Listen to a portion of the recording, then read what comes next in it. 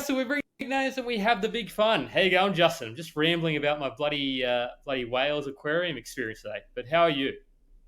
I'm doing well. I'm trying to not, get a heat stroke in this weather, but can't complain too much either. Lovely to be here, guys. It You're is. the only one with air conditioning, so I think you're going to be fine. If Jeff starts to lean to one side, that's where you're going to have to worry. Yeah, it's it's exciting. This is one of the favorite parts of my week, the Wednesday night where I get to talk property. And I was there was some sharks swimming around me today. So, and now we're going Oh, to we're no property sharks on Oz Property Investors Facebook Live sessions. So here we go. What are we? How are you going anyway, Joe? Before I get into a soliloquy. oh, well, that's a big word. I'm good, mate. I'm very good. I'm excited Busy, mate, today. isn't it? Um, I'm bloody busy, but that's a good thing, you know. Um, this session is going to be pretty interesting. We've got Justin Zhu, a man that was a psychologist in a past life, who is now a mortgage broker, who sees, I guess, sees the world in a different way to a lot of other people, which is why I'm excited to have him on. But anyway, how are you, Jeff? How are you? I'm good. I'm fantastic. It was one of the busiest non-busy days I've had. No, I was up in Sydney. Went to the Big Smokes and checked out the. That's first. I went to the aquarium today for the first time in like 20 years, and I was just amazed at how big the thing. I mean, maybe it's gotten bigger. Maybe they've had to expand out for all the animals that are there, but just amazing, like seeing all those kind of creatures floating around. But anyway, I'm not here to give you my zoologist or marine biologist is what the correct term probably is, not a zoologist, because that's the animals outside the water. I think maybe zoologists are that too. But no, excited for this session. It's going to be great, and we are going to be. This is a big thing, that 1 to 2 property obstacle, and people talk a lot about it, but not how to overcome it and why it is sort of there and what is perceived versus actual. So Justin has a very unique mix of skills. He is a property investor who's built a 6 property portfolio. He's a trained or sort of was trained or he's trained psychologist. I don't know what the correct term is, but also a mortgage broker. Yeah. So it's just that array of skills is just absolutely unique to blend. So if you want to have questions about sort of the psychology of property, or even I suppose the sort of borrowing capacity, throw those in. And I know we've had a lot of brokers on, but Justin probably thinks about it differently. So without further ado, let's get to the quote of the week. Want me to go first? You go first, mate. What's your quote of the week? You're Yeah, pumped. You're jazzed. You're ready to go. let's I do went, it. I went, I went deep. I went deep in time and deep in thought.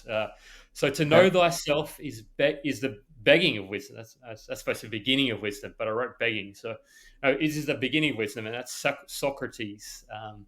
And I think that's important because if you don't actually understand yourself, which is often what a lot of psychologists, they'll sit at you on the lounge and say, like, tell me about your childhood. Like, what is, I mean, the cliched question, like, what, if you don't understand where you're coming from, then I think it's really hard to sort of press forward what you're looking to achieve. So I wanted to go Know philosophical and yourself.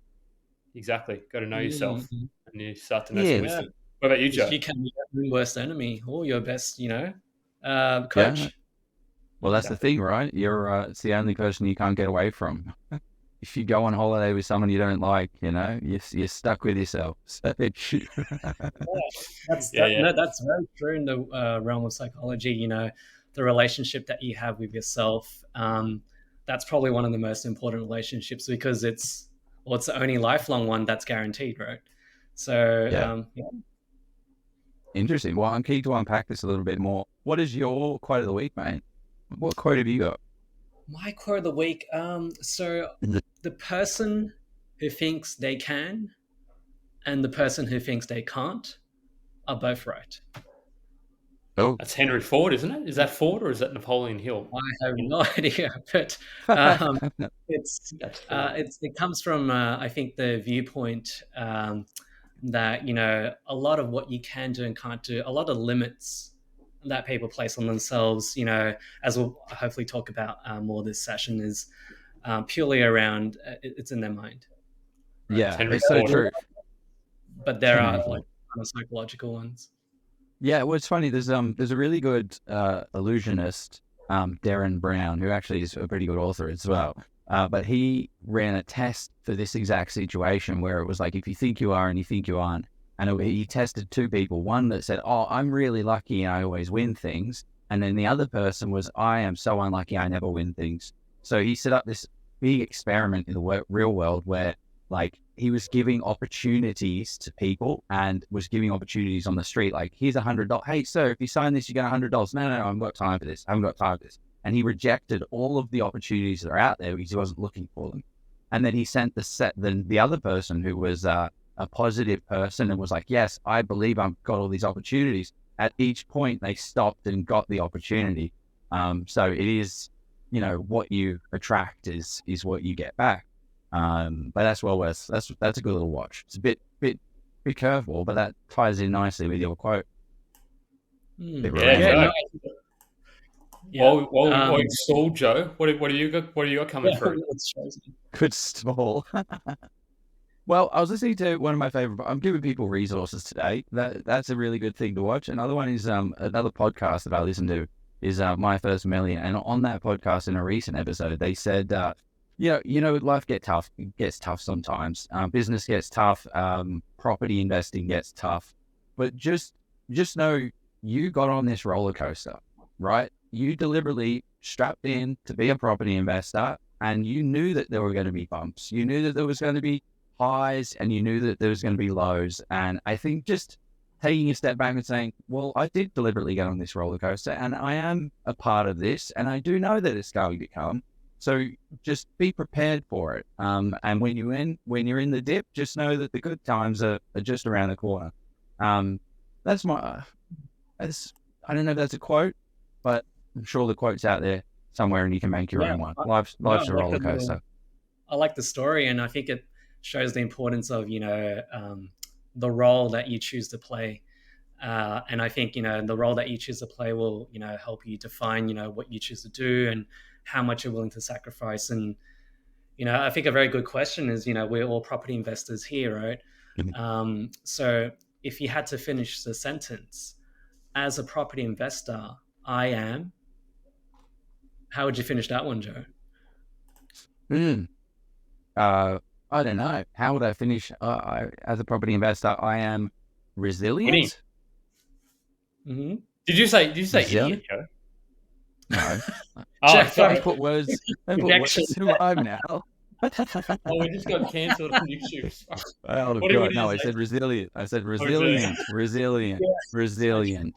Oh, and sad enough, be like... another 15 people just started watching because there's like, we're all teeing off on... Yeah, sorry. Speaking of, okay, well, before we dive in deep into this session, we got to introduce this. We got to introduce Justin as well. So we will do that shortly. We do have something that's not as exciting as the interview we're going to have with Justin, but we do have a new ad which is absolutely ridiculous. So you can watch that. Ladies and gentlemen, we have a special announcement from the master of commercial property investing, Steve Polisi. I love commercial property. Get ready to have your minds blown as Steve is back, and he's got some pretty exciting news for us. Steve is unleashing his second sensational book upon the world, and get this, for the Oz Property Investors members out there, he's giving it away absolutely free. Yep, 100% free. Yep, 100% free for all property enthusiasts who want to learn and grow on their commercial property investing journey. But he's also added a little extra chili to make this deal even spicier. With this free book, you'll also receive a complimentary 1-hour strategy session with the man himself. Imagine a full 60 minutes with Steve's commercial and property genius dedicated to helping you master the intricate dance of commercial property investing. And who better to dance with? The man who looks better than Patrick Swayze in Dirty Dancing.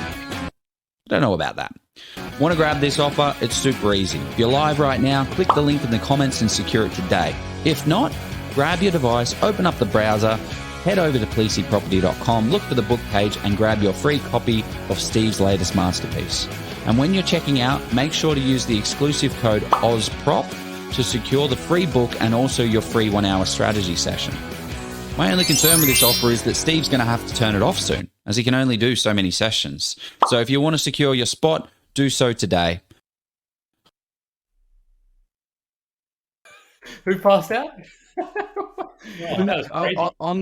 on the live, like while I was recording that session, like that audio, I was like exhaling the entire time, and as I was speaking, and like by the end of it, I was like, "Whoa, I don't feel so good," and that's when I said like I almost passed out. So that's what that is. Just I yeah, agree, Jason. poor Oh, Jordan, That's I it. can not poor, see but the Jordan De emotion. Jong is agree. That's not very nice, Jordan. You had wine with Joe last week. That's a very serious thing. Anyway, sorry, Let's remove it. sorry, people. He's not. He's a champion. Good young Joe. So I'm sorry, mate. I'm sorry. I shouldn't have said that. Yeah, Like, I've seen Joe's ads. Has anyone seen Joe's ads on Facebook? I love it. Like, they're so well done. you had to take them down. They I converted had to too well. look into it and Converted waste too some of well. his ad spend. Oh, did you? Like, oh, It's this all is a right. nice ad. Let me click on it. Yeah, love it. So this live is about Justin though. So who is? I love your bio. You're very succinct with this because a lot of people you either find nothing or you find like 50 pages. I'm just like I don't know how to summarize. But you started off out as a psychologist in a clinical practice, and you've consistently been focused on helping others. So I think the thing that's awesome about your story is you were the son of two immigrants who sort of had the struggles to put food on the table, and you sort of through that you learned about working hard without investing.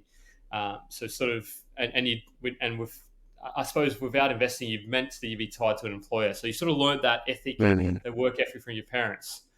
So in 2013, you thought, look, I'm gonna sort of get out there and have a go of it. And you've now bought 6 properties since then. So and you sort of overtook what you're earning as a psychologist or in your practice. And you sort of decided, look, rather than sort of travel and lay on the beach, you're going to help others achieve financial independence by being a broker. So the thing I love about you, though, is that you love spending quality time with family, your young family, but exercise, reading. But that the last thing, this is the thing that struck me, you love poker. Like you love the occasional poker game with mates. Like how good is that? Like, are you what kind of poker player are you, Jason? Do you sort of you slow play or do you sort of all in first hand? Like what's your tactic on poker? Taking off tee. Look, I'm not sure if any of my friends are watching. There's quite a few poker. We have a group that we play poker pretty regularly with, and I guess the answer to that question is it depends on the players at the table. So certainly, I think there's two aspects of it, right? You know, it's actually I was going to make some poker reference later on, but I might as well dump it in now. You know, in poker, right, you got to play your hand, right, that you've been dealt, right, and you don't really control that at all, right, and then you also have to play or you have to play how the game is played optimally in that sort of a sense. And for some people, it's more about you know, the math behind it, you know, so there's equity in poker as well. There's, you know, variance in poker, and there's strategy. So, you know, you can say that property and poker, there's a lot of similarities. But yeah, to answer your question, Jeff, you know, we're going to have to play heads up or something. I guess that's how you find out. We'll go down to the river, I promise. Probably. Let's do it. Or maybe not. Yeah, I suppose we'll have to go there because once something goes all in. But no, that's great. I love me some poker, and I don't get to play enough of it. But I also love some property investing. So the question we love to ask people is for them to tell us about their first property they bought. So Justin, I'd like show us what you got. What's your first property purchase, and how did it all go? How did it all start? Yeah. Okay. So this reminds me of, you know, class time. This reminds me of, you know, being in school and it's like that show and tell. And so our first property, when I say our, my partner and I, or my wife and I, so we bought our first property back in 2013, and that was after we had moved out of home for about a year. And I've been working since about 18, like, or even just before that. So I pretty much had this concept of saving that was brought up with in my home environment. And then, that helped a lot with the deposit side of things. And then we picked a place. You guys are going to love it. It's something I probably tell people not to do these days, right? It's a 1-bedroom apartment in Zetland in Sydney. Oh, wow.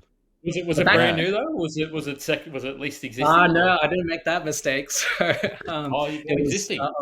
it was already constructed, and Mhm. whether it was for luck or something like that, it was. I like to call it the penthouse because it was on the top floor. It was a corner one, and it had a pretty decent size. It was like something like 90 something square meters for one bedder. So it was Yeah, pretty sizable. So that's I think, big. yeah, so we Yeah, got, that's almost bigger than some houses. Not these days, but yeah, back when they used to build them in the 60s and 70s and 80s, they had smaller houses.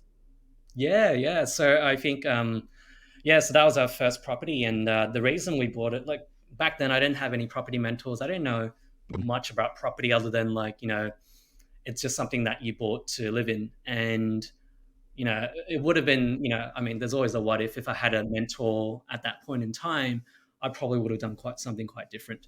But, you can't turn back time. And so, and that property did go up in value as time went on, as shops were built around it and things like that. So, Did you buy purely for investment or to live in, and it wasn't really an investment was an afterthought?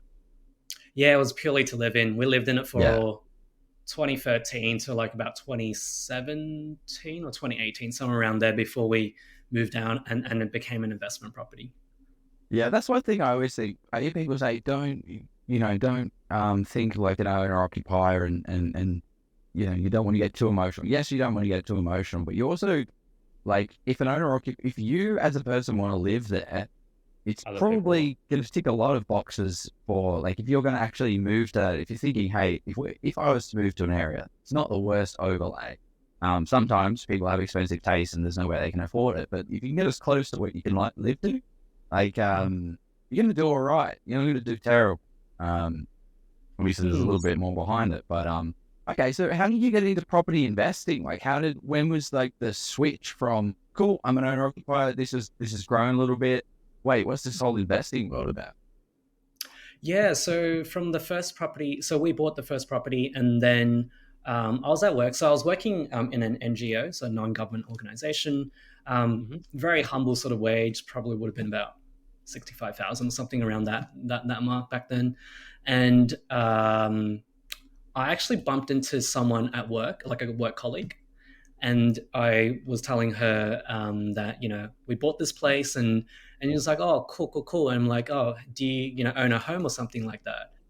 And she told me she had 6 properties, Oh, right? So okay. I was like, "You can have more than two?" Like Yeah, like there was some rule around that, because most people you talk, you know, 6 properties.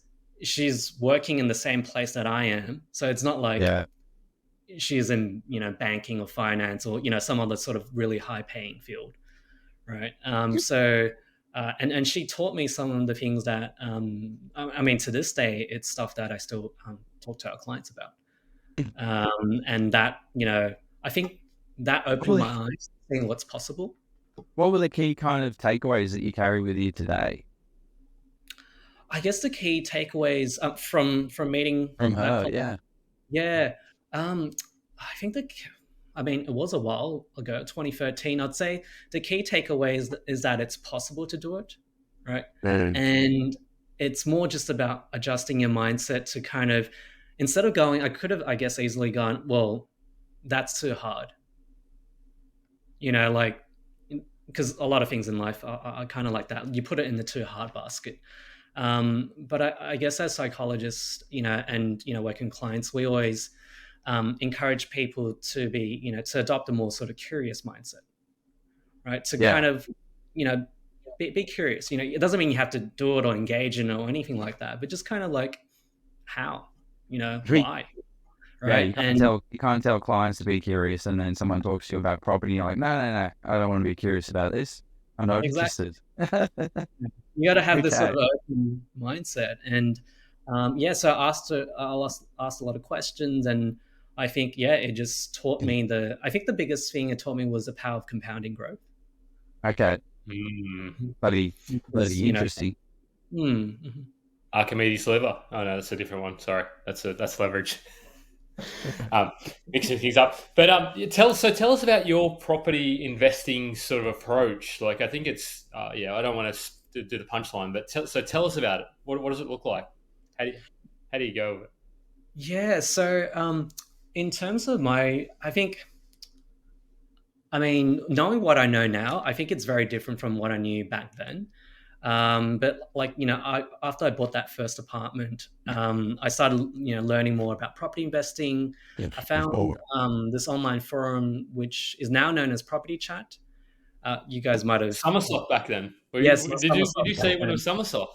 yeah. So I was on Wow. Summersoft, yeah. So When did that change? I think that changed 2015, somewhere in 2016? 2016, somewhere around Yeah. then. Yeah. Yeah, I have to check my The Property Chat. father name. Father name. Yeah. Well, it was Summersoft because Jan Summers, mate. It's like calling it Tuckersoft or something. Like, why is that a bad name?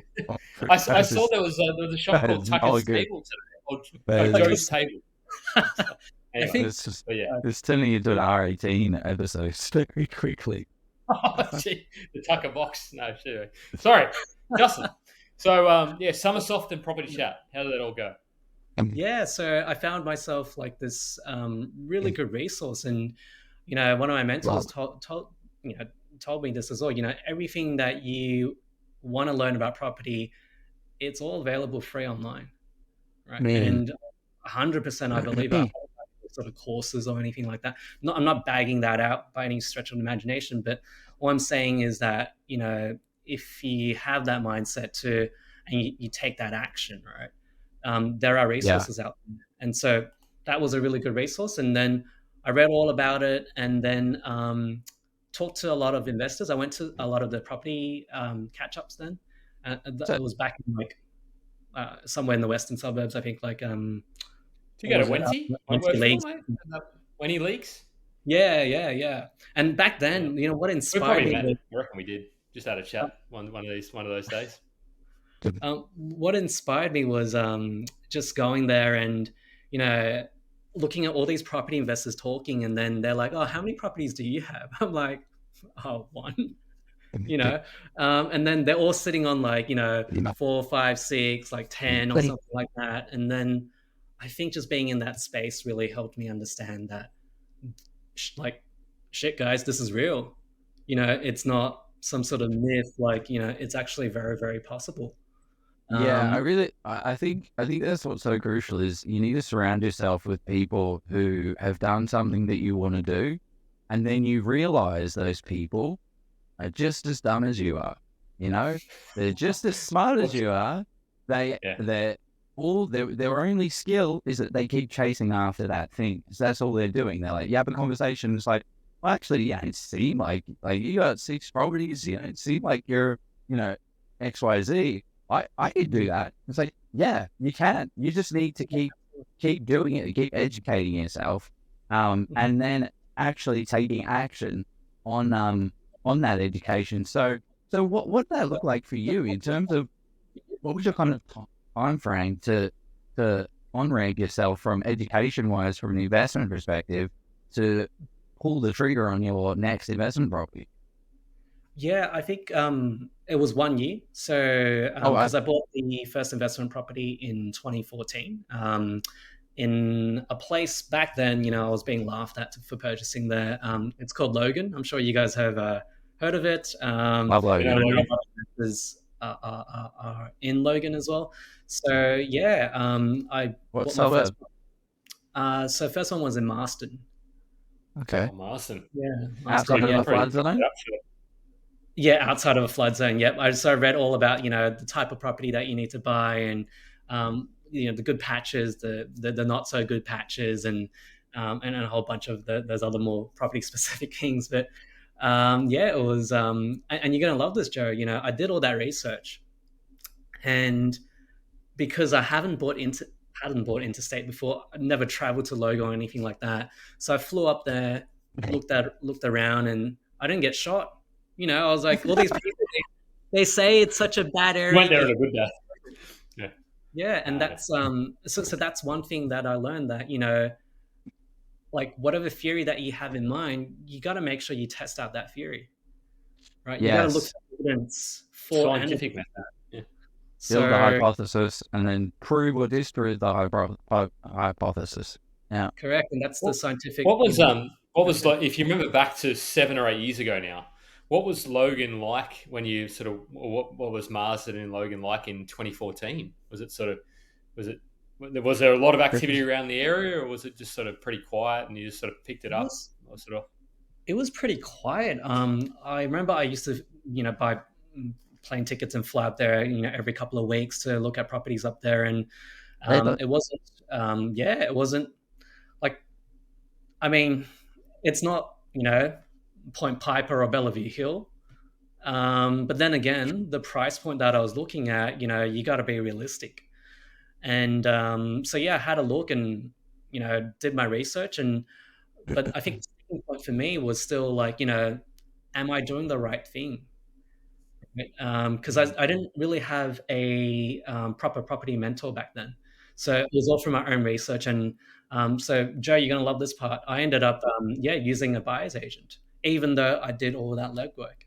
And Oh, really? but all that legwork helped me in terms of look at the deals that the buyer's agents were sending me, and being able to go, oh, yep, that makes sense. Or oh, I don't really like this one, Mm, and yeah. that.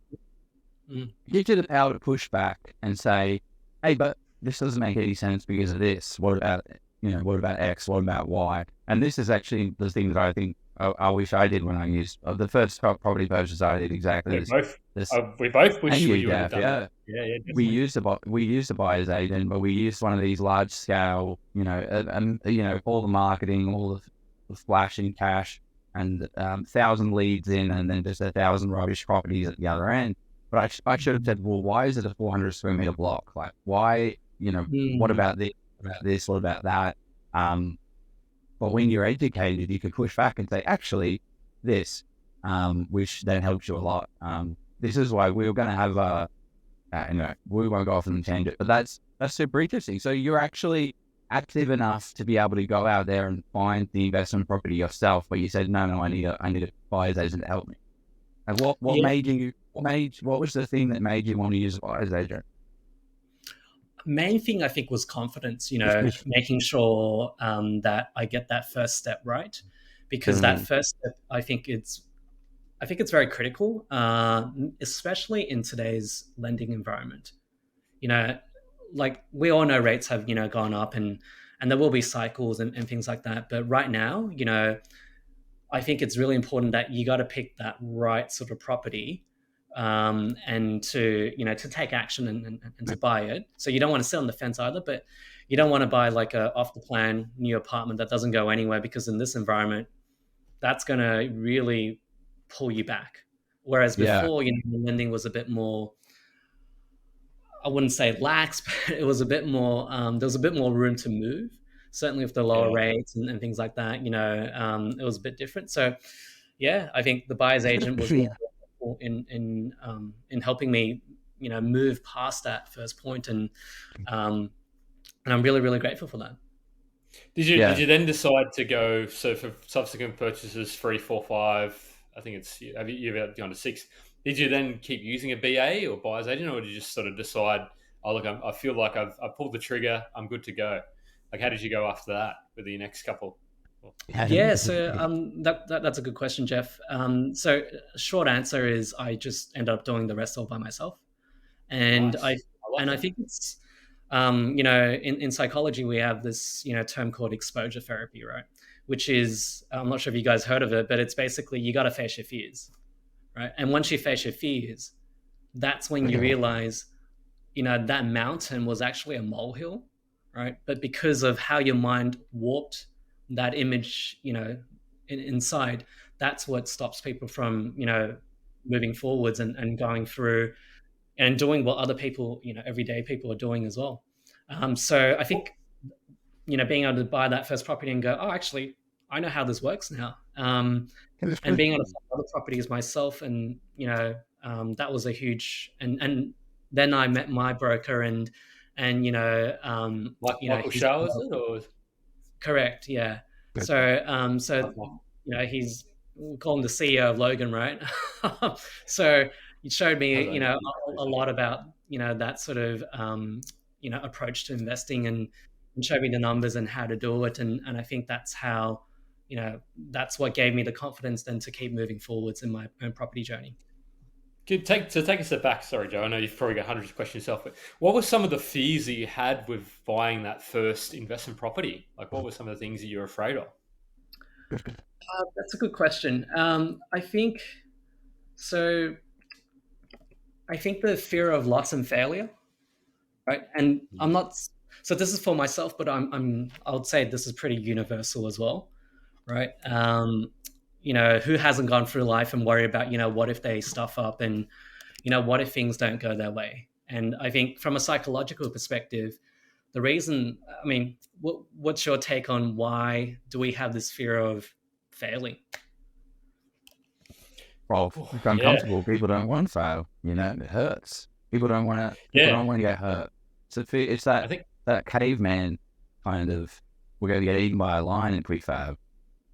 Yeah. Or even worse, you'll get ostracized from the group or the community, and then you'll get eaten by several lions at the same time. Maybe that's a bit. Yeah, you guys are. If there's any kids watching, you guys are completely, correct. Like, the part that controls that sort of fear response in our brain is called the amygdala, right? And the amygdala is inside the limbic system, which is where our emotional control center is. And the amygdala evolved like all those million years ago when there were, we were cavemen, and we had to, the people who were too confident and too brave, they walked out of the cave. And there's a reason they didn't pass their genes down, right? But I think these days, a lot of the fears that we have, it's that fear of failure. I think I see this in a lot of property investors. Like, I think that's a sort of trait that I see. Property is seen as a safer sort of investment in general, so it does attract, in my opinion, people who are more risk averse than perhaps people that are doing margins in stocks or in crypto or something like that, right? Generally speaking, that's been my sort of observation, right? That's interesting. Like, I've never thought of I know property is a safer asset, but I never thought about it from if you're a crypto king, that you're going to be, well, I guess you are high risk, but shares, I feel like shares are riskier. Like, you go to zero. Well, property can't really go to zero. Isn't risk that you don't understand what you're investing in? Like, is that kind of? The risk comes from, like, I think in property versus shares, I think it's apples and oranges, but like shares, you could put it into like an index fund, like a Vanguard fund or something like that. Whereas with property, it's more like, where do there's so many, like, however many tens of thousands of suburbs in Australia, and where do you start? And I think there is some, there is some validity to that if we think about it. Most property investors don't get past 2 properties, right? And I've seen some in my work, like, in my line of work, where we just revalued some properties for a client who bought like 3 off the plan apartments back in 2019, 2018. They've actually gone back. So the largest property boom in history. They went backwards, you said. They went backwards. So I was trying to help them refinance the properties, and we did valuations with 3 different lenders. All the values came back higher than 80% LVR, so there was not much point moving them at all.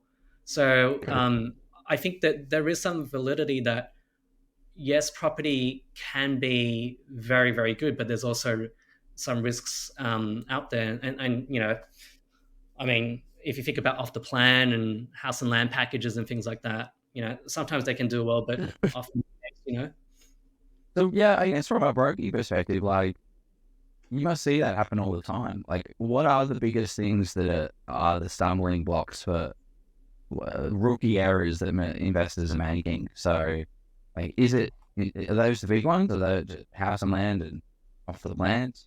Or what else doesn't stack up? Yeah, I think the 3 biggest resources like that, I would say, as an investor, that every investor, and it's been covered on some of these live casts. It's your borrowing capacity, it's your deposit or the amount of equity that you have, and then the third one, I believe, is your mindset. Okay, so those are the 3. That's a spicy third one. Really key resources spruikers, yeah. And I mean, there's some other ones. And Jeff, I think I sent for a slide before. So that sort of hexagon. Sean, you want Um, that up? No, hang on, let's bring it I up. think that might be a good way to kind of conceptualize how we think about That investing in general and the sort of resources that we have. Like, in psychology, oftentimes we try to conceptualize what the problem is in order to think about how do we solve this problem. And I think this is my conceptualization of investing in property. I'm not saying it's the right way, but I know that it is a really good way to think about it. So what are we And looking So at? can you explain to me? So hexaflex, obviously, the hexaflex is a hexagon. Why mhm. is it a flex? Why is it a uh, six? A six? like, Yeah. because I adopted this from a psychological model called it's called an ACT hexaflex. And so you can Google it. It's a key framework to understanding psychological issues, right? Okay. And they use that very similar sort of 6-point system to kind of work out where you're being Cool stuck. framework. When someone's stuck, and when someone's stuck in property, this is how you can think about it. Like, if you do more of the red stuff that's on there, I guarantee you will get stuck like a lot quicker than the other person, right? So can I ask you a question? And it's a bit So, of a loaded question because I know that everybody sort of brings this up whenever we have guests on who build a decent property portfolio. Like I think you're like sixes, like top 1%. So how challenging do you think that given if you were to start today, like imagine you've got all the knowledge but you don't have like do you think you'd still be able to build a similar portfolio today? In a short answer, yes. Ooh, okay. Because, like I said, that quote at the start, the person who thinks they can and the person who thinks they can't are both right. Look, Mm. I'm going to acknowledge that you don't need to build to 6. You don't need to build to any sort of number. It's just it's more about you connecting with your why, your WHY, your reason for investing. I think that's the main thing that it comes down to. And if your why is strong enough and you're capable of being flexible, if you're thinking, you're like in that hexaflex, you're capable of making that committed action. You have the dream team behind you instead of the green team, right? And obviously you have the borrowing capacity and the equity. I think absolutely. I don't see why not. Should we Joe, should we talk through all these points and just sort of have a run through? What do you reckon, Joe? Is that valuable? yeah, it is. Which I think the 3 ones that I think are most important, and I think I really want to unpack today, are like probably the borrowing capacity, the growth mindset, of course, and deposit and equity, or committed action, I guess. Yeah. But I think they're all important. Like the time in the market, that's huge, and of course the team that you have, that's absolutely huge as well. Like I said, I wouldn't be here today if I didn't have my own broker. A good question has come up. I'm interested to understand if Justin thinks personal capacity, like time, family commitments, brain capacity, is a component and the category, and what category that would fall into. Let me read that again. To understand personal capacity is a component. Yeah, no, absolutely. So Probably that committed would action. Would you say? I would say that that wouldn't fall directly. I mean, look, that would fall into the dream team because yes, the dream team will include people like, your accountant, your broker, your BA, your conveyancer, property manager, all that sort of stuff, right? But I think your family, your partner, the people that you hang around with most. You said that earlier on, Joe, right? That if you hang around, we have the saying that, you're the average of the 5 people that you spend the most amount of time with, right? Yeah. So if you spend your time around with a lot of people who aren't investing or aren't, whether that's property or aren't looking to try and get themselves ahead, then you're probably going to be the average of that, right? So I think going back to Jenny's comment, I think it absolutely is a critical factor, and it's one that it you can only focus on what you can control in that sort of element when it comes to family and time commitments. I think absolutely, that is it can be very, very tricky as as a dad, as a son, as a husband. I completely get that.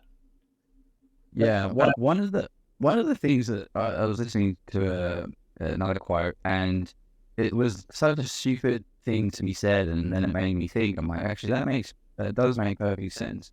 And the statement was, "Solve the problem by solving the problem." Um, mm-hmm.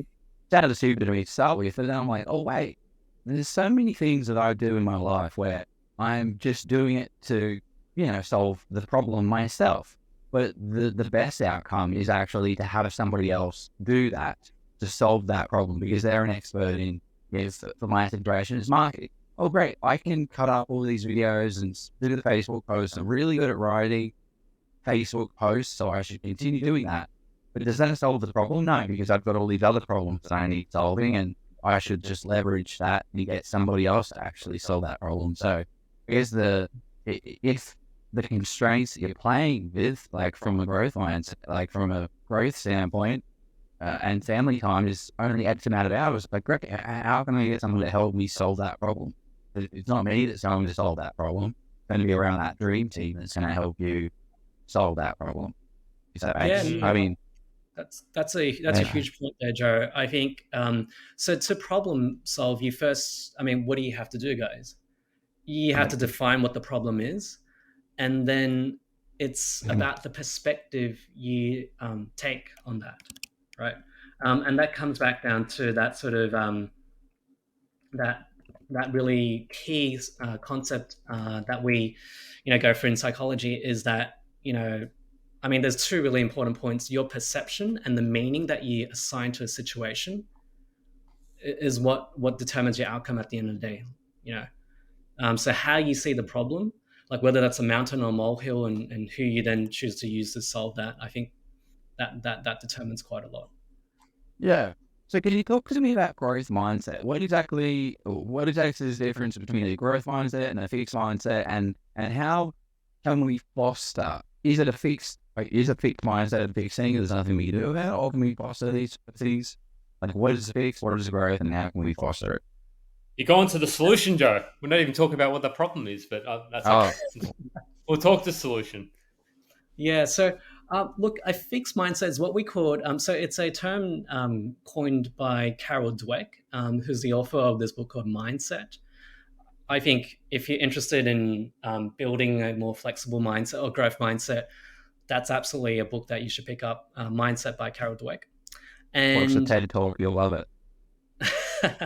and the coin is termed from the fact that some people, for whatever reason, they engage in these sort of practices that set their mindset so that it's very, very rigid, right? And you see this all the time, in, like, for example, if I had to relate it back to mortgage broking, right? One of the biggest fixed mindset that I see is that, all debt is bad debt. Debt is bad, right? And I think that's a huge, like, in terms of the traits of someone, who's done well in property investing and someone who hasn't. I feel like that's a huge principle that they have to come across and be able to wrestle with and come to better terms with, and that's their understanding of debt. And for some people, you change their mind, like they're dead set on that debt is bad, and fair enough, that's their prerogative.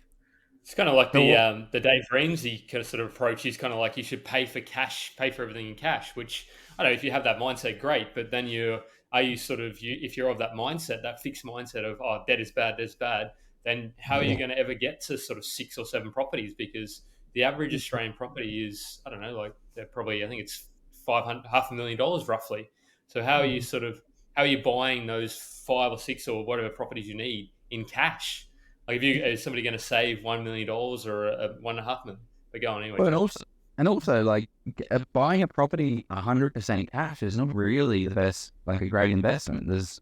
If it has a 4% return, that's a 4% return. Where property becomes valuable is $20,000 on a 40K on a 500K 500. property. It's Mm. not really doing too much for you. It's the leverage that helps property.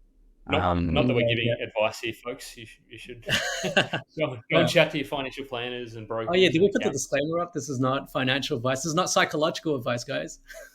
This is absolutely not psychological advice. Yeah, you need to go Um, see a psychologist.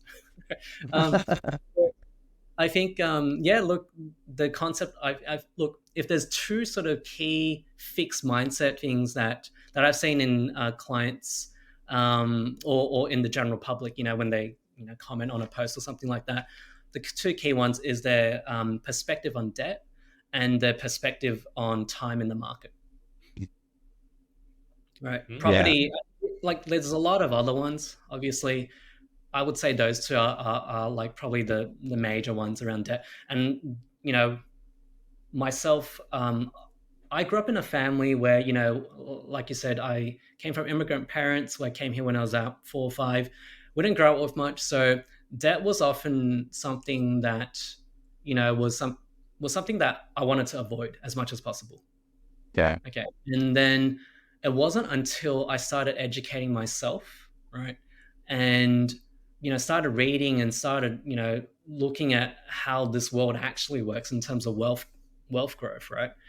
Um, you know, that really helped me change my concept of debt. And from, Yeah. oh, I got to pay all my debt off, like a Lannister, all debt must be repaid. um, to That was a Game of Thrones reference for the audience out there, if anyone watches that. um, the and so to go from there to going, why wouldn't you use debt, guys?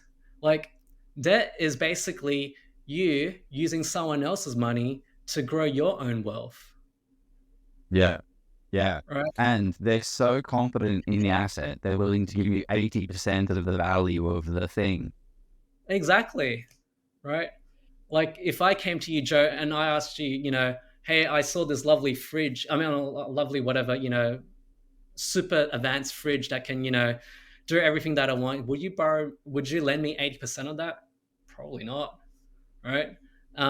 So it's one of those things that, once you understand debt, I think, and how you leverage debt in property, especially, I think that's, that is a game changer in of itself. And I'm talking about, Speaking to your old off the plan sort of purchase, I just want to sort of point out that leverage does and debt can work both ways. So just make sure you're kind of confident in your own situation, plus the asset that you're investing in as well. So just because we say, oh yeah, debt can be good, it can also be can cut both ways. I wanted that's a to. very good point. Yeah. I don't know. I feel like sometimes I get a little excited. And I love property as much as the next person, but I Yeah, want to kind but of we keep do it have to a keep in little. mind, yeah, like I don't want, Yeah. like I said, um, do your own research, and you have to go into it and read about it, and then look at your own circumstances, because what's right for myself, what's right for Joe and Jeff and the other investors that we have on here might not be the right thing for you. So, I think always keep in mind that that sort of, take things into context. Yeah, Yeah. great comment here. The first lesson I learned from Rich Dad Poor Dad was there's good debt and then there's bad debt, and knowing the difference. Great Yeah. point. Great book. Well worth a read. It's DJ. I love DJ's Please. a sort of really big supporter of us. He jumps on most of our sessions. So thanks, DJ. What I was going to say, we've sort of skirted in and amongst a lot of these, but what would you say are the limiting beliefs and behaviors that sort of people struggle with, one to two, that stop them from building that larger portfolio? Like, what are the sort of limiting beliefs and behaviors that people have? Is it basically the hexaflex, or are there other things? Look, there are. I think I sent through another one. Another. Yeah, let's go to the other slide. Yeah, Yeah. we So got two slides. We got two for the price of one. You got that, Joe? yeah. So this Here one's, we go. look, it's just on my website if you guys want to click into it later Here we on. go. But there's 12 different types. Obviously, we don't have the time to go through each and every one of them. I'd say the fear of loss. That's a huge one, especially depending on your upbringing. You're sort of, if you grew up in a certain sort of environment that was very averse to loss, right? And we find this in perhaps a lot of immigrant homes. But people tend to kind of think like, so the question they will ask is, what if things go wrong, right? What if this happens? What if that happens, right?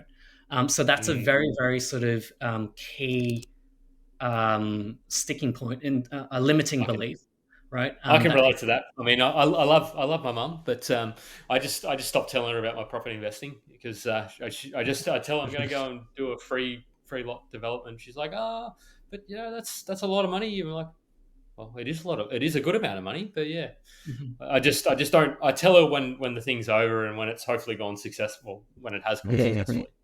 But yeah, Yeah, I think that's a good point, and I think so for all the audience that's listening out there, I think it's more about as we kind of go through this list, kind of think about, because we all do this, right? No one's perfect. I've done a lot of these. And I think the key point of this is not to say that you don't have any of this, but to be aware of this is what's going to be important. Be aware of your blind spots, right? So if you have your fear of loss, you have your overconfidence, and I think that can be a common one, especially when markets are pumping. yeah, You see people kind of diving in left, right, and center, and that can, I mean, in property, you know, generally speaking, if you have some common sense, you probably won't go backwards too badly. But if you go into stuff like mining towns, the more sort of high risk options, that can be a very dangerous one.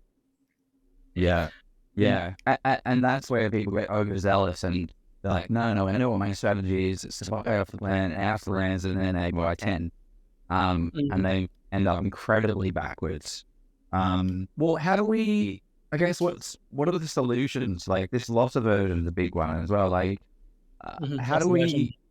Yeah, well, I guess we're going to talk to solutions soon, aren't we? oh no, let's talk about it now because otherwise, yeah, we're at 50 minutes. If we don't talk about it now, then when are we going to talk about it? So let's do it. Yeah, Sorry, Joe.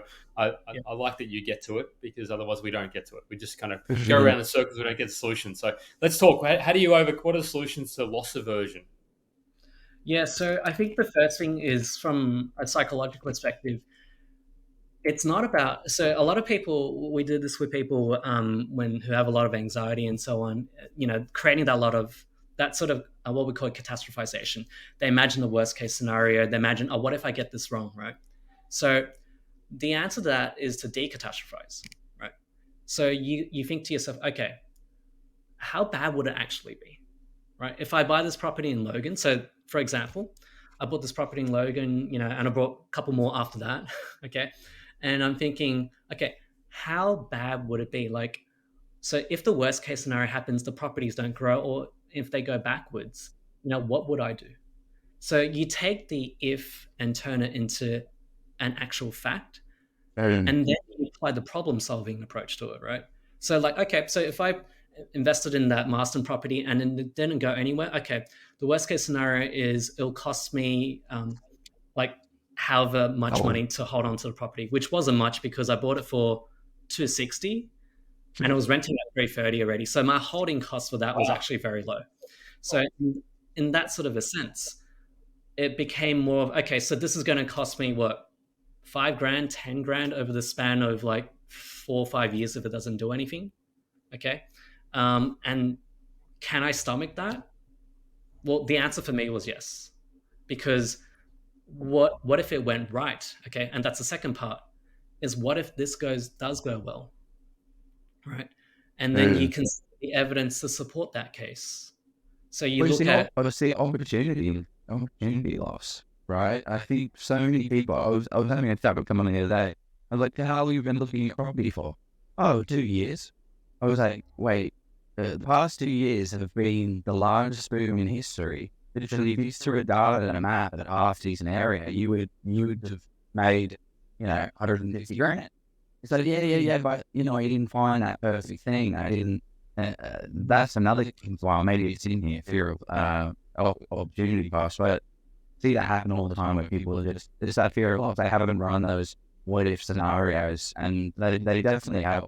Like just what you're saying is make it crystal clear about what is the worst case scenario out of this, and it's like, actually, well, It's the old it's not old, but I shouldn't say old Stevie Knight, but it is the Stevie Knight adage of naming it, numbering it, and then numbing it. Because it's so you're naming what it is. So you're saying, okay, if I buy this and it doesn't do anything, here's what happens. You put a number against it, it's going to cost me this. And you've numb it. You're saying, okay, cool, I'm going to proceed, and worst case, here's what it'll do for me. Maybe Yeah. for me. Yeah. So no, I think Overconfidence. Correct. And I think that's what we find in people who have that psychological flexibility will be able to at least practice this, right? To turn the ifs into okay, when this happens, not if this happens, when this happens, what's my plan to deal with it? Because as soon as you can say that, then you'll be able to go, okay, I can handle this, right?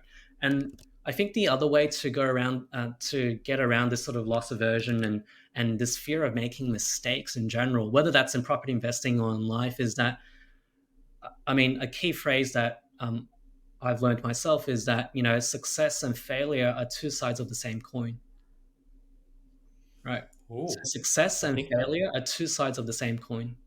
So what does that mean? Does that mean? Oh, sorry, go. So what that, Sykes love doing this. We throw something cryptic out there and let you fill in the blanks. Okay. What it essentially means is that, Jeff and Joe and the audience, I can't see you guys, but I know you guys are out there, right? So think about where, how you've gotten to this point in your life, and think about how many mistakes that you had made to get to this point in your life. All right. I think the number will be in the hundreds, if not thousands. Just today, I've made 100 mistakes. Yeah, you called me an idiot.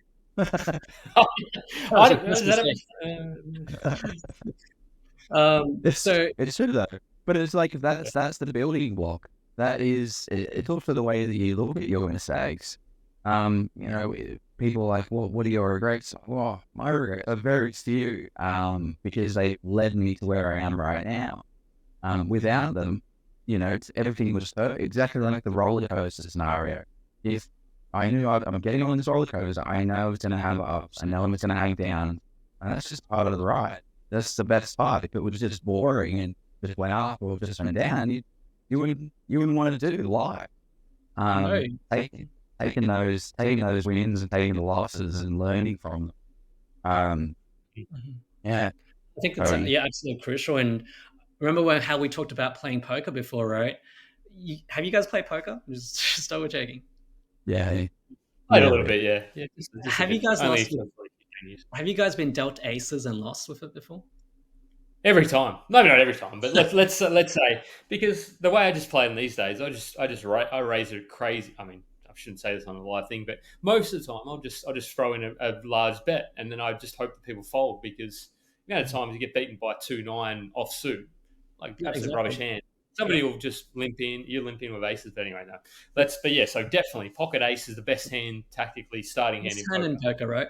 But you can still lose with that, right? The aces have like an 80% chance against almost every hand inside the actual game, but it still means that's that 20%. So even if you have your strategy completely correct and it's the perfect strategy, variance can jump into your plan. And whether that's variance in the property market, variance in your own life, in health, in your family, friends, all sorts of life throws all sorts of curveballs with us, right? So going back to that statement, that success and failure are two sides of the same coin. So if you can reframe failure instead of like, oh, I failed, you reframe it into, what have I learned from this experience? How do I use this experience to move forward in the next step, in the next chapter of my book, right? So the people, so this comes back to the psychological traits, I think, of successful property investors or successful people in general, is that they are able to, I guess, fail their way to success. And that Rocky Balboa quote comes to mind. It's not how hard you can hit, but it's how hard you can get hit and still keep getting up. Yeah. Good old Sylvester Stallone. I think that's There's a good question that's coming in. It's not really a question, but I won't read the whole thing. But all lessons in life, when you make a mistake, as you get older, the margin of error needs to be smaller. That's what are your thoughts on that? This is not really a question, but it's just a great point. All lessons in life, when you make a mistake, as you get older, the margin for error needs to be smaller. So you do need to be a little bit more calculated when you do get a little bit older, because you haven't got the same. I mean, when you're young, you've got time and leverage, and compounding interest can cover up a whole heap of mistakes. So you do have to, as you get on, you haven't got 6 cycles before you retire. You do have to be a little bit more picky and choosy with what you're dealing with. Yeah, so well, that will then come down to the sort of risk profile that you have, and obviously someone in their 60s or planning on retiring is going to have a very different risk profile to someone like myself who started off in my 20s, where you're absolutely right, Joe. I do have more that sort of cycles to sort of wait out any sort of mistakes that can be made.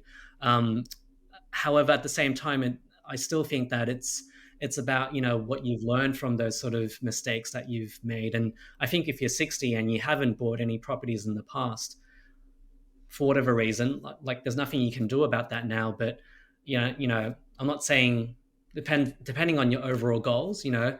I've seen investors who've bought properties in their 60s. Like, it's not a very common thing, but it can happen. And I guess once again, what differentiates that person from another person is the way that they think about their situation.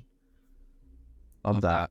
Well, I'm excited to jump into we've got a couple more points to hit. That's what I want to explore. But before we do that, we just sort of jump to another ad, and then we'll dive into some more of these mental roadblocks that stop investors. I like it. There's nothing worse than going into a situation unprepared, especially when that situation is purchasing one of the most expensive assets of your life against a trained property expert in the form of a real estate agent. It's a scary thought, but it is a skill that can be taught. Do you want to learn how to become fully prepared when buying a property so you can get out there, buy your dream home or investment property without the fear of actually messing it up? Scott Agate, the founder and expert property negotiator at Hello House, has been helping people buy their properties by stepping in and negotiating with the agents and saving his clients tens of thousands, and in some cases hundreds of thousands of dollars. Scott has now decided to share all that he's learned over the past 28 years in real estate so you can go out there and do the exact same thing on how to find a property, analyze that property, negotiate on that property, and transact on it to get the best results. He's created the Get Buyer Ready course, which is a step-by-step guide on how you too can become an expert property negotiator. It's the easy way of how you can avoid all of these agent games and get the best purchase price on that dream home or your investment property. The course is in short bites for busy people with no fluff at all. Just all the information you need to get buyer ready and secure that next property with confidence at the best price. Scott has been kind enough to give our community a massive discount with the link below. Sign up today before you even think about putting an offer on that next property, and it will be one of the best decisions you ever make. And we have a massive video. I have to get back the band back together. But we're not about the band. But I'm loving these kind of these sort of the way I think about that whole. Sorry, Joe. Go.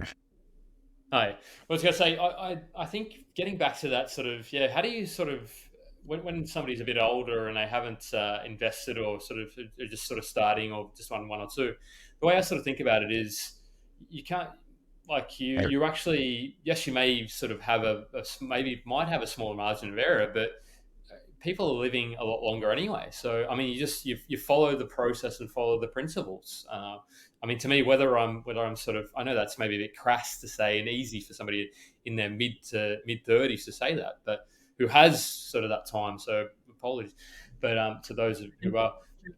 Sorry to interrupt there.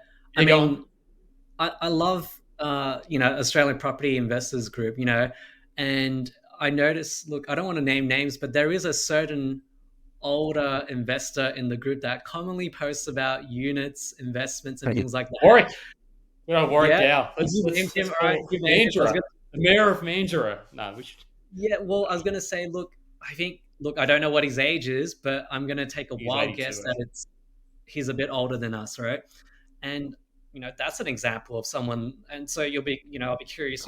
I'm not sure if he's watching this, but what made him do it? Because he must have decided at some point, hey, look, I might be, close to retirement or something like that, or in retirement, and I'm still doing it, right? So, but Yeah, I think yes, I think thing is, it needs to be factored into your plan as well. I think it becomes more of a cash flow play rather than a high, heavy growth play when you're at that kind of stage, because you then have those leverage cycles, and hopefully you've got some super and then cash behind your equity in the PGLI to be use that and leverage that. Or if you haven't got the positive to be able to borrow ability, then there are, developments or things, so get into. But has anyone got any question for Justin from, there's just some great questions coming through. I do want to kick off some of these biases and Do it. psychological things as well, but just load up some of the questions guys have, because I think it's important. Because let's have the confirmation bias. So what exactly is confirmation bias? Yeah, so confirmation bias, it's basically where look, you can read the text there. How I would explain confirmation bias is that you have this magnet in your brain, okay? And you're only activating one side of it, like the negative side or the positive side. And then every time you go around in the world, all you're going to attract is that sort of evidence. Okay. You see this quite often in people who say, oh, property is a sham. It's going to go down 50%. What are some other common things that people believe? That it doesn't work, and if it works, it's they got lucky or they got help or Had those sorts of had things. high incomes, like, and yeah, there's definitely some people out there that built large portfolios with big businesses or decent sort of business income. But regardless of your income, you still need to actually sort of utilize that money, because you could earn $1 million a year and spend $990,000. So you sort of got a net of 10K. So you're not buying many properties with 10K. So, but yeah, Yeah, no, you're absolutely right there, Jeff. And I think what's happening here is with confirmation bias is essentially, you have this theory in your mind, right? And then you're going to only look at evidence that supports that theory, and you're going to discount anything else that's against that. And I think that's a huge,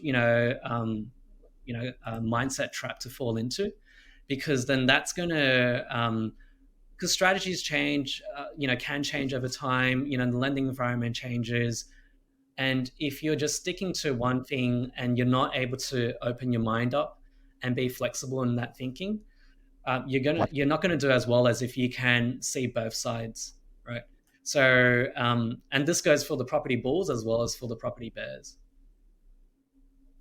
Like, it's important to be able to, look at some of that evidence. For example, your belief might be like, something like rates are the only thing that matter. Okay, like when it comes to investing, and all you're going to see is like you're going to start looking for like, oh, what's the lowest rate that I can get? And we know that, well, I know, as a mortgage broker, that actually rates is probably like the fifth most sort of important thing out there. It's actually a lot more important things when you want to build a larger property portfolio. So it's very important to be able to keep an open mind. That's what I'm trying to say here. can we? Yeah. Sorry, Joe. I'm going to get into this one, because this is the one that I want to be able, and of course we can't. This is not specific advice to this commenter, Facebook user. This is not. But yeah, it's an interesting one, because somebody's got 150K. What does the question say? I'm thinking one with a 3 to end. So I KV like Maddie Logan, congrats. But my borrowing capacity is still limited due to my kids and my single status. I can afford repayments on an honest investment property, and I live a frugal lifestyle. How would you recommend psychologically getting over the fact I'll have to either wait till the kids move out, my income grows, or I shack up with someone? Yeah, you probably see people come. Yeah, like what happens when you don't necessarily have the time or the capacity to be able to either increase the income? Yeah, what are the ways that people should think about this sort of situation? Because it's probably pretty common. Yeah, I think, look, I can't say the name, but I mean, first of all, raising 3 kids and having, 150 grand of equity, I think you're doing amazing already. Like, I have one kid, and I can't imagine having three. So first of all, kudos to you. You're doing something that I don't think I can, right? Um, Now, in terms of the second part of that, psychologically getting over the fact, I think it's more about coming to an, it's what we call that sort of acceptance that, you can keep fighting that. Look, because of these things, I can't advance to the next property, right? And you can keep that sort of a mindset and struggle with it and fight with it. And where's that going to leave you, though? It's not really going to change um, your borrowing capacity. It's not going to change the amount of equity that appears, and it's only going to probably create sort of more. Um, it's going to make you feel probably more stuck the more you kind of focus on that. So instead, I would, in that situation, really sit down and have a chat to your broker. Make sure that everything's that you absolutely can't borrow anymore from any sort of lenders, right? And then I would say, life, kind of like property, it's the long run. In the cycle that you are right now, right? It might not be possible if you tried everything else. It might not be possible to move on to the next property, and that's okay. But that's just right now.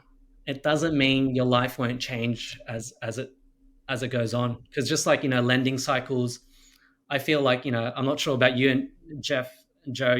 What you guys think about this as well, but I feel like life happens in cycles too, and Yeah, definitely does. there are cycles where you should be, perhaps focusing on your kids and, creating like a good environment for them and empowering them to, be, healthy, responsible, emotionally healthy adults.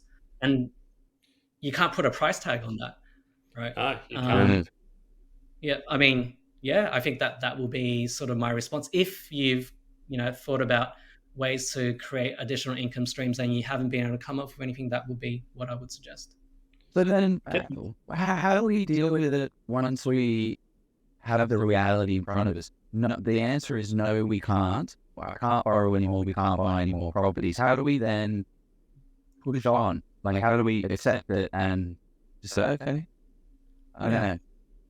Yeah, so I would say, if you look at your life and in various sort of domains, right? Property is just one part of it. And I would say, the properties that you have, they will continue to, well, especially if you bought in Logan, they're going to keep growing up. I have a good feeling. I don't know which part. Yeah, no. I'm biased, Yeah. right? But I have a good feeling they'll keep going up. So that's the beauty of property, is that it will keep doing its thing, even though sometimes you might be stuck, right? And so practically, that for me, if I was in that situation, I would keep investigating. What?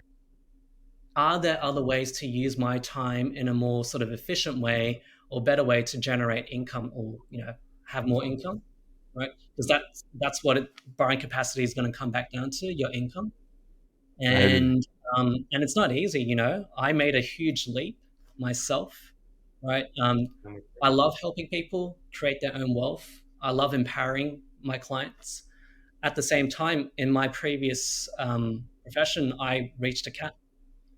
And then I made that choice to either stick it out or jump into a different field.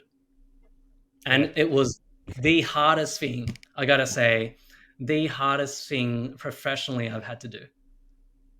And it's, and it is very, very rewarding, but it is incredibly difficult to do that. Yeah. So I tend to agree with what you said there, and rather than saying I can't, focusing on what you can't do, because focusing on what you can't do, you're just going to get more of what you've already gotten. You're going to get, like, if that broker, because brokers sort of work well for a purpose, and maybe you've outgrown that particular broker. If they can't come up with, if they can't tell you what you need to do, or even just chat to, like, I know it's not ideal to chat to multiple brokers, but if maybe they're great with helping people to get to 2 properties or 3 properties, but go and chat to a broker that's helped an investor get to 6 or 7 or how many ever you want to buy, and then say, okay, look, here's my scenario. What have you seen of other people that's helped them get to this? And they'll say, okay, cool. If you increase your income by 10K or do X or Y, then we can get you that next, get you 350, 400K, whatever it is, borrowing capacity. And then set your mindset on getting that next kind of, if it's earn an extra 10K, figure out how to do it, or not figure out how to do it. Like maybe that's a little, No, you're exactly right. You need to brainstorm what potential solutions there are. And if you absolutely maybe try solution is nothing. Maybe you just say, look, okay, cool. I'm going to focus on raising these kids, as you said, Justin, and that's Then and I we think should get to that's some of a these.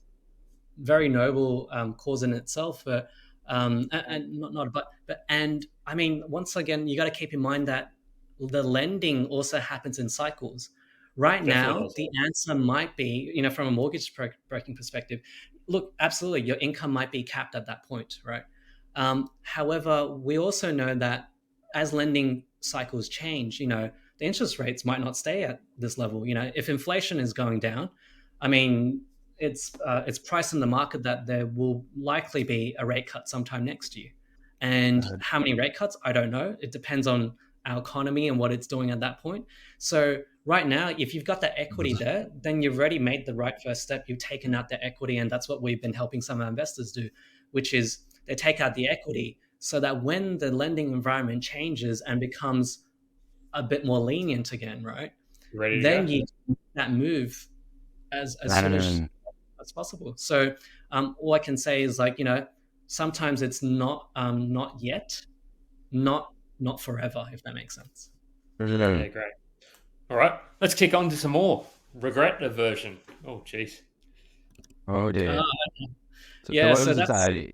Investors may avoid making decisions they fear they'll regret later. This can lead to inaction and missed opportunities, as they may hesitate to invest or fail to rebalance their portfolios. What does that mean? so this one's similar to, I guess this is what you call defense sitters. You mentioned, Joe, earlier on, like, these people, they talk about property, or actually that's more, I guess, decision paralysis.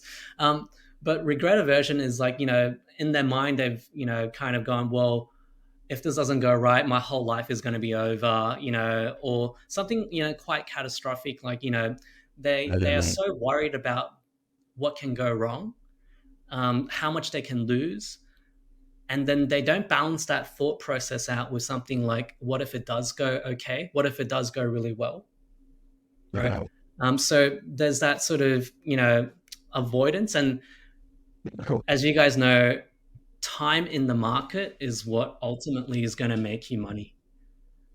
Like with property, especially, so if you keep having this regret aversion where you kind of just like, oh, what if I do this and I regret it, then, and you don't take action because of that, then you're going to miss out on, like, the opportunity cost there is like huge. Yeah. And you might see this a lot. Actually, you might see this whole from a broking perspective where clients get a pre-approval and, hey, Mr. Customer, congratulations, you got pre-approval. You got 3 months to go out there and find investment property. And then, I know, you call them at month 2, hey, yeah, let's pack it along. And what do they say? What does it look like for those other clients? Yeah, a lot of the times it's like, oh, yeah, I'm still looking, but you can see the commitment isn't quite there. And it's usually like, I don't know what the right property is. I don't know where to look. And, I think there's, if you're in that sort of situation, the solution there is, perhaps you need to consider a buyer's agent, right?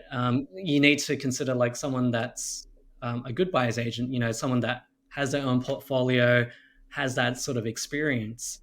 And, so to take that sort of out of your hand, really, because if you've been holding on to this for 3 years and you've got, 5 pre-approvals and you haven't made a move, the problem is not the property or the market, guys. You got to look at yourself in that sort of situation and have a really honest conversation with yourself. It's also tough as well. Like for individuals to go out there and do it on their own. Like you put a part-time effort into something, you're gonna get a part-time result. And with property, it's an expensive part-time adult that you don't want. You want a full-time adult. So as we say in this group, absolutely go out there and do it all on your own, but you do have to put the time, energy, and effort into doing it, unfortunately. But that's what causes, I guess, the competition and the difficulty in making a decision is I don't feel confident look through on this deal because there's 50,000. How do I choose the right one for me? Because it's not, it's like, I was like I say, buy the best property in the best location at the best price. But for the buyer brief, what is your buyer brief? Because what someone that has $800,000 that can carry a large negative cash flow is very different from someone with 400,000 in his high cash flow. So it depends on your individual circumstances, and is what you're saying, Joe. Yeah, absolutely agree. And I guess like for a lot of these cognitive traps, I mean, we won't have time to go through all of them, but I do think there's something that I haven't mentioned as of yet. So a lot of these things seem to come into play when I notice that when people aren't clear on their why. So when you're not clear on your why, it's kind of like, you've just been dropped off in the desert. Okay. Yeah. You can go in any direction that you want, right? And when you can go in any direction that you want, it actually is very nerve-wracking because you could go in this, you can go there, you can go there, you can go there. And then the mind comes into play where your amygdala gets set off and all the fear responses start coming out. So I think taking it back to that, defining your why, I think that's incredibly important because that's what's going to help you when you're thinking like, oh, am I going to regret this? And then, I would think like, well, why did I get into this? Why did I go for the pre-approval in the first place? Why did I, as a property investor, why am I a property investor? Right? Yeah. I think that's really, really important. And I guess for what are some of the wires that you see that stack up and work for the people? Because everyone's why is different. Like a lot of people have a massive written down goal with a vision board, and then other people it's just a phrase. I wanted to X or X. Like, what do you see? I don't know. What's the question, Joe? I don't know. There's a question that maybe. Well, what are the things that you see that work for the successful investors in terms of their why? Yeah, look, I think when you have that sort of what you described there, Joe, is I think there's a difference between the more simple whys, which is what we call like almost like a value, like for example, our own one is that time is my most limited resource at this point in life. Right. Like time with my kids, time with my family, time with my friends, that's the most important resource. And so I'm trying to solve how I get more of my time back.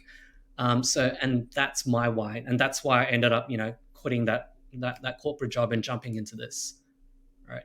And then the more complex ones, the things where you have all numbers on the board, I think that's more like goals, perhaps. That's like, I want to get to, 100K passive income, for example. How I'm going to get to it is, work backwards 5%, pass on 2.5 million unencumbered or something like that.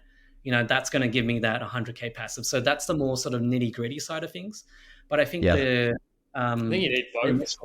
I think that's super important. And I saw someone on comment on one of the previous ones that I 200% agree with. It's like, we want to plant trees for the next, so that we can give shade to the next generation. And I think all the parents out there will probably have this sort of understanding. It's like, it's nice to, do it for ourselves, but I think it's even better when you can set up the next sort of, generation. So being clear on the why will be a huge help in terms of combating a lot of these mindset traps. Jeff, are you smiling? There's some comment? That's a little giggle. Absolutely, just have a cleaner. I engage the buyers and deal with emails, first, and business calendars, etc. Yeah, get everything right. That's the answer to everything. Well, that's what my wife is there for, right? I'm just kidding. Oh god. Oh no. Oh god.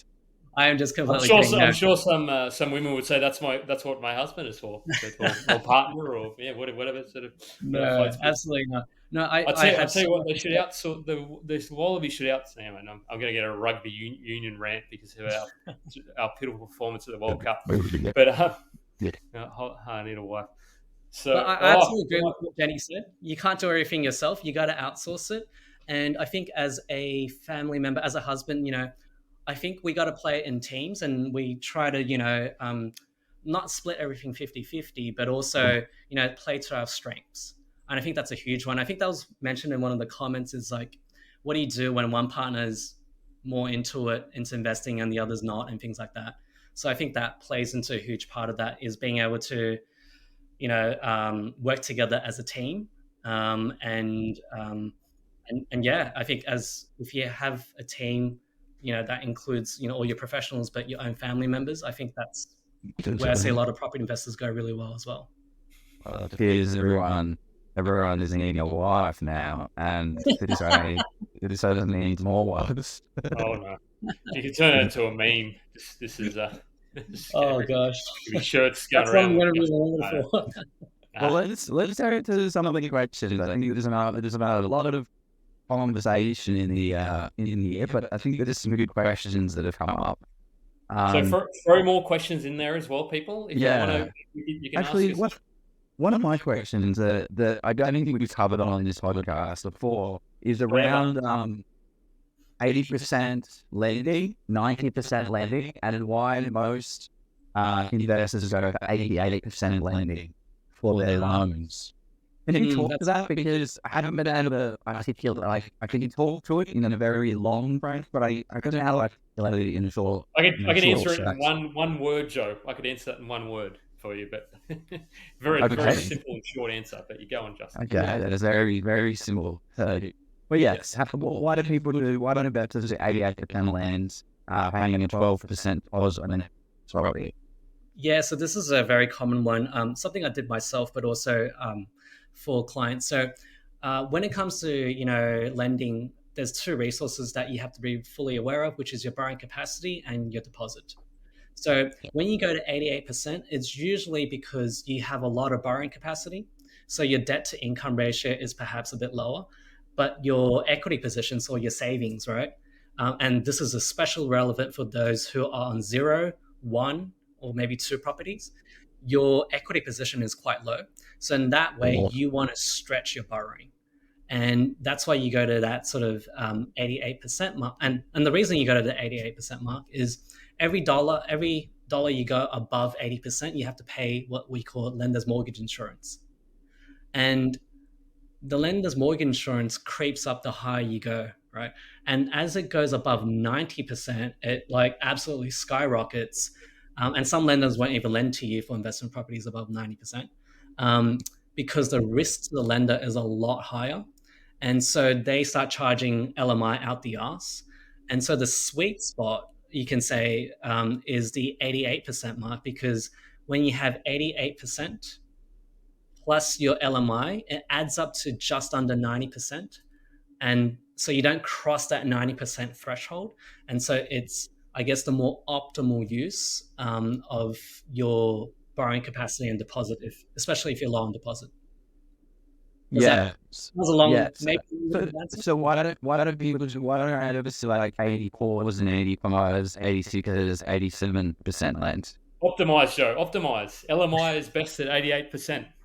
Correct. Yeah. So what Jeff has said there, so if you look at the LMI figures as it goes up, right, the difference between 84% and 88% in terms of LMI is actually not that much of a difference. It might be like a grand or two, but the amount of borrowing you can do between that 5% could be something like in the difference of tens of thousands. So it's all about that sort of value. So generally speaking, 88% is a sweet spot. Having said that, there are some lenders that do 85% and there's no LMI. So in that's another sort of option that sometimes people can consider, is that 85% with no LMI can be very attractive. What's your one word answer to this, Jeff? And please don't tell me it's LMI. It is. That's the reason. That doesn't answer the it is. question at all. That's yeah, Or just like LMI. yeah, Yeah, yeah. but that's what 90% LMI. Well, yeah. No, Right. 88%. Yeah, Because then 90%. you capitalize the LMI onto the loan, which takes it up to that sort Keeps of it 90%. under 90%. Yeah. Yeah. Mhm. It's the way the lenders. I prefer mortgage- Justice Days. Yeah, I think Justice Days was better. You're one of I the mean, I seeing could, it. yeah, I could say that too. We put some more words on that. Yeah, yeah. This is a good question. Well, this is the question that Jenny threw in at the beginning. Is it strange that I don't feel fear failure for the sake of losing money, more so losing face and increasing self-doubt? No, Yeah, I think that way too. That's not strange at all, Jenny. I think most. I mean, that's that's. I think we live in.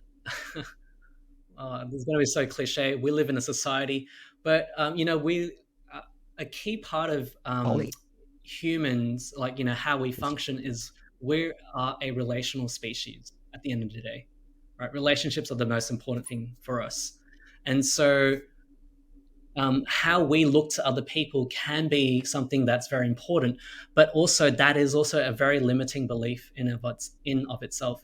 And it's typically, we see this in people, perhaps, I'm not saying you, Jenny, or, I'm not diagnosing anyone with anything, right? But a key hallmark is like, what do other people think about me? And do they like me? That's a key thing.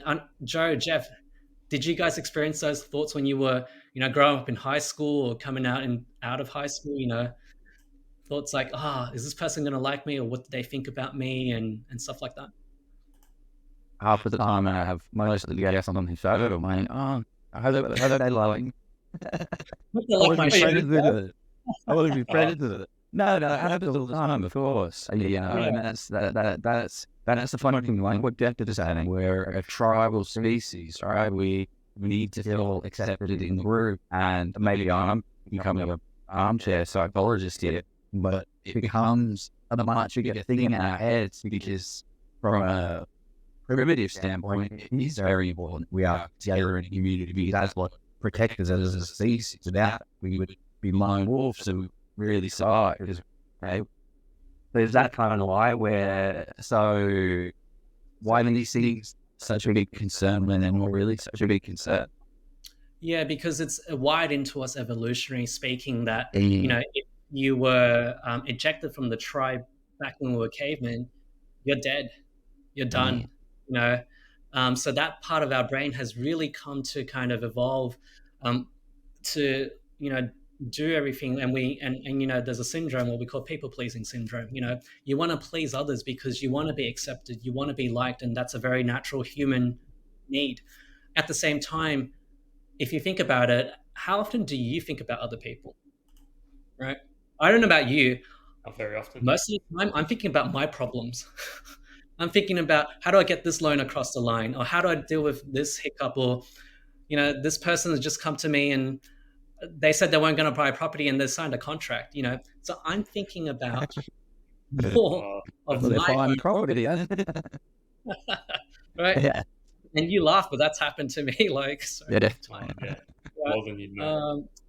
And I think it's so. The fact is that most people, like 99% of people, are egocentric, right? And they are just thinking mainly about themselves. So you might think you might have stuffed up there, like if you make a mistake with buying a property or it doesn't go well and things like that. But at the end of the day, like you're going to think the whole world is going to care, or everyone around you is going to care.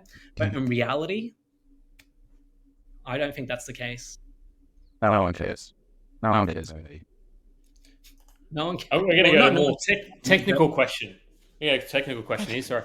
And you don't have to necessarily talk about your properties, but what are you sort of seeing out there at the moment? Like, are you sort of seeing people that are moving to entities and trusts? Like, what's your approach on? We're not going to use the word unlimited borrowing capacity because that's, I suppose, a bit scammy in my view. So the question comes up. It says, so Justin, all your properties in your first name. If not, when should you shift or consider using entities and trusts? Or what are you saying? Financial advice? Yeah, I see this question pop up quite a lot. And look, I just got to preface it by saying that I haven't used any trust myself. So I'm biased in that sort of sense. If you I none of your all your trusts are in all your properties are in your personal name. yeah, but split between my partner's name and my name. Of course, of course. Yeah. And so I think, look, it depends on your goals and the type of properties that you buy and your own income situation. I think there's lots of merits to using trusts, and especially depending on the type of trust that you use. Some it could be, I think a very good way of thinking about it is how likely is the chance that you are going to be sued, right? Hey, In your everyday sort of job or whatever that you do, and if the chance is decently high, say you're in the medical profession or something like that, or lawyer or something like that, there's a fair chance. best. Like asset protection is one thing. In terms of borrowing capacity, I'm in two minds about this. I've seen people who've done really well without using trusts, and then I've seen people who do really well who use trust later on. I haven't really seen anyone that's done that well using a trust from the Yeah. get-go, unless it was more for like asset protection or something like that. Just Maybe. because there's it really does limit the lender choices that you have, that you can go to when you have your properties in trust. And you have to set it up in a very specific way, and to make sure that the trust is trading profitably and all that sort of jazz. And That's such a great point. So just be that's such a cautious great point. if that's Because when that's you what start your out as advisor a borrower and a property investor, you're open to pretty much all lenders, right? Everyone, you're going to go with the best of the best to start with. And then you're going to get another property, and then you're going to get another property, and that's going to knock off 5 lenders. So you get another little property, it's going to knock off 10 lenders. And all of a sudden, you've got a smaller pool of lenders you can lend to, lend to you. And then maybe that's when using trust is going to allow you to, there's no negative downside, not losing that ability. But if you start in a trust, all of a sudden you're in a pool of 10 lenders. No, I think, like the main point, like that I've come across. So I recently was working with a client, and he owns his own accounting firm, and he's structured his setup in a way using, a very sort of more complex trust setup, right? And whilst it saves him tax, when I took it to lenders, they don't want a bar of it. They want to take it to commercial instead, right? Mainly because of how the trust is set up. So the question, I guess, you need to ask for yourself is, first of all, what your end goal is, and are you, wanting to maximize your borrowing capacity, or are you more into, perhaps saving, tax, right? I don't think there's a right or wrong answer there. It's just that the path that I've chosen, and what's worked for me. I'm not saying that's the only way, but I'm saying that for me, the most important thing was borrowing capacity, because I know borrowing capacity leads you to accrue more properties in a shorter time frame, which, given enough time and the doubling effect of property, that's what's more advantageous for myself. And I wasn't as worried about, getting sued left, right, and center. So for me, that's what's worked. And trusts, I think, absolutely have their place. And I do think perhaps later on down the track, it can be very helpful. But I'm a little bit skeptical of setting it up right at the start, at the get-go. That's good information. That's not accounting advice. That's information, not advice, but good information. We just, this is the last question. I think we've taken out all enough of your time. Thank you very much. But how does it go? How to balance your credit inquiry, but at the same time, you want to take advantage of getting bonus points from credit cards? That's a good question. That's come up before one time. I think it's, I mean, we are in a property investment chat, but look, you're fair very enough. Diplomatic. I think it's a terrible idea. You want the best of everything? No, points, right? We've got to fly all over the place with points. It makes, once you can get a whole point hacking, you know that we do that, but if you get point hack and do all that, crazy, there's a lot of benefits. However, do you want to upgrade it flight, or do you want to buy an investment prop? What do you want? But sorry, Justin, you're nice, comfortable, and easy to digest and to like feel better. Yeah, well, I think, look, it's about, I think the whole point is about giving people choice. And I think you point out the two choices right there. Like, do you want to focus on growing your property portfolio so you can, retire early or quit the rat race and set up your family or whatever it is, right? Or do you want to focus on, Jeff's dropped off, or do you want to focus more on, those points? And look, if you want to focus on the points, that's fine. Look, long answer short, there is, as long as your credit score is good, it's in the very good sort of range, so you can request your own Equifax credit report.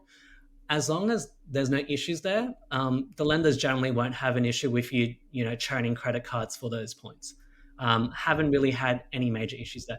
However, if your credit is not in a good place, I would definitely avoid that, because then it'll be harder to explain to the lenders, like, why do you have 20 inquiries on your credit file in a span of like, a year or two? 100%. Yeah. That's a good point. And also, if you mess it up, you can definitely mess it up. And also, from your borrowing ability, you're not able to borrow. What's the rule when it comes to credit cards? Like, I have let's just a $10,000 credit card.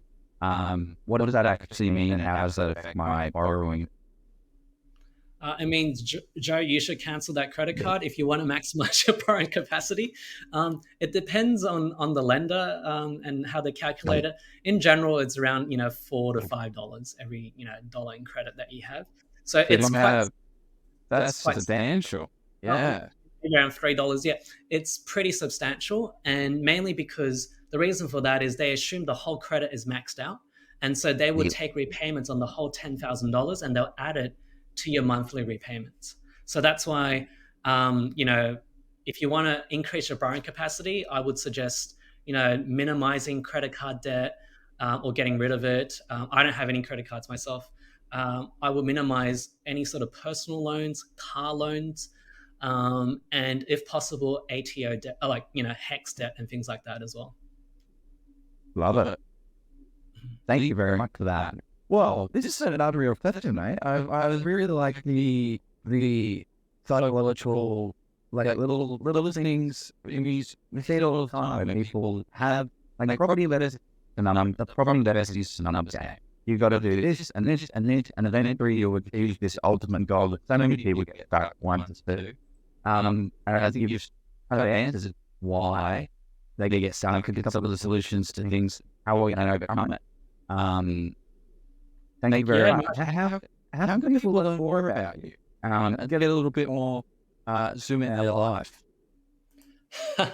A little more Jay-Z. So I think, well done. That's what I was known. And I do a mean rap, guys. You can ask my friends. I'm not sure if any of my friends are on this on this livecast. But look, the main thing is that you can reach me via email. So it's justin@ggloans.com.au. You can get my phone number on the website as well. So ggloans.com.au. I also post a lot of content on Instagram. And so that's, if you go to my website, you should be able to find the Instagram link on the top right-hand side of it. So I post a lot of the things that we talked about today is covered on some of those posts. And so, if you're interested, go in there, give us a like, give us a follow, and hopefully you find something useful there. Yeah, definitely. The thing that got me to sort of start thinking about this a little bit more is you had a chat with. We don't want to 100% plug Toddy, but he does run a good potty. So, Todd, if you want hear more content from Justin on in a longer form, he did about sort of investing with a partner and sort of factoring that in. So that was a very interesting conversation. I hadn't really considered it or thought about it that way. So check that out if you want to have a look. And this one's been fantastic. Like, thanks for. I think we've had a little, even some people sort of scenario based kind of questioning, which I think is really helpful and really useful. And I've loved that there's been some power investor women on the chat as well. How good is that to see sort of women jumping on the comments and great session. Thanks very much for coming on, Justin. Appreciate you No, adding thank you value. so much for having me, and I think for you guys for creating the community that you and Jeff, you and Joe have created together. I think it's absolutely amazing. When I first joined, I was like, oh, it's another one of those groups that everyone's trying to message you and show you their wares and things like that. And I think and I know it's not easy to create a community like that, Jeff, and Joe. So I think kudos to you guys. I love the sort of memes that's come out of the community, like Sydney is king, right? I know Sydney is king. It's a pretty good place. I was And there today. Yeah, it's fun. yeah, and I love the slapdowns that that Jeff gives. Oh yeah. I don't know. Every Yeah. time I see a comment, I'm like, I'm waiting for Jeff to come in here and go. I No feel bad self-recommendations, sometimes. guys. Yeah. But I think that's what separates from some of the other ones, and it's it shows like it's similar to property chat, which is another really great resource as well. There's like no one is really trying to sell you things. It's more about sharing the information and trying to help one another, because I think investors are really generous in terms of wanting to help others, and that's why I love that community so much. If there's one quote I want to end on, can I do that? Yeah, go for it. You Why not? go halfway through it. Let's do it. Yep. So there's a book. It's called The Psychology of Money. Oh, Right? Morgan It's Housel. by someone called Morgan Housel. Yeah. And in it, there's one quote in here that stands out to me quite a lot, and that's wealth is more about behavior and beliefs than income. All right, I'm going to repeat that again. Wealth is more about behavior and beliefs than income. So I think just let that settle in and have a think about what that actually means for your own situation. Who's this? Who's this Jeff? Is, I'm sorry. I just had to call out this. Yeah, it's Jeff with one F, right? Yeah, I know. I don't do that to yeah. No, 100%. Like it's more like the psychology of money. I've heard Morgan speak, and he's fantastic. We should see if it might be tough to get him on the show, but great. So really appreciate you taking some time. Let's go all in, people. I mean, Joe. do it. Thank Let's you so much, go guys, for everyone watching. I want to talk about LMI at 88%. Bye.